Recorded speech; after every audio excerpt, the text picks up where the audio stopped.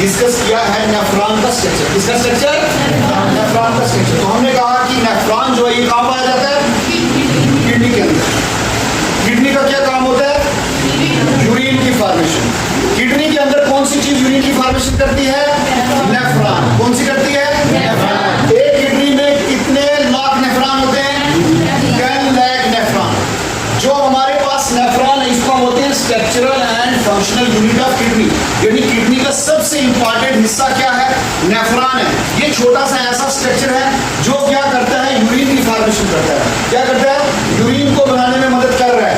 अब नेफ्रॉन के दो बड़े हिस्से, दो पार्ट्स है नेफ्रॉन के। एक हिस्सा है इसके पास वुमन कप्स और दूसरा हिस्सा है इसके पास हमारे पास रीनल ट्यूब्यूल्स।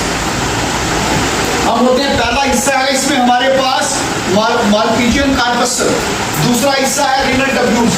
जो पहला हिस्सा है माल्पीजियन कार्पसल उसमें हमने दो पार्ट का नाम दिया है, ग्लोमेरुलस और वुमन्स का। ग्लोमेरुलस और वुमन का, ठीक है।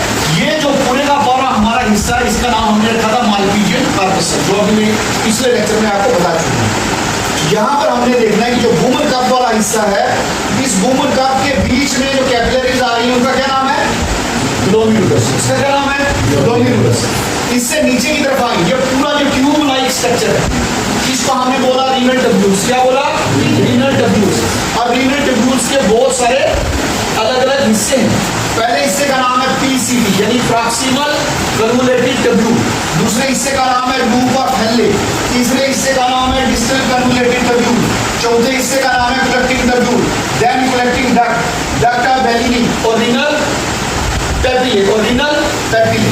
अब आप देखिए रीनल पेपिले के बाद अगर यूरिन बनने के बाद रीनल पेपिले में पहुंचता है, इस रीनल पेपिले के बाद यूरिन कहाँ जाएगा? माइनर कैलिक्स, फिर मेजर कैलिक्स, फिर कहाँ जाएगा? यूरिटर में।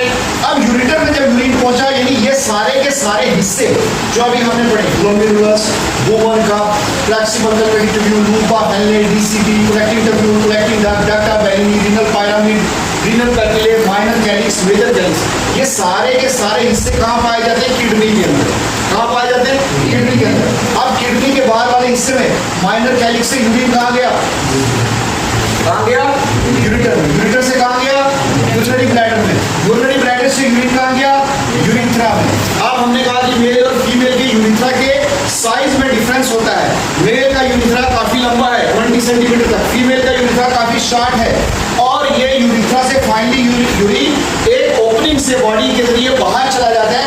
उस ओपनिंग को मेल के अंदर यूरिनल जेनिटल अपर्चर बोलेंगे और फीमेल में यूरिथ्रल ओरिफाइस बोलेंगे। ठीक है, क्लियर है आप सभी को इतना?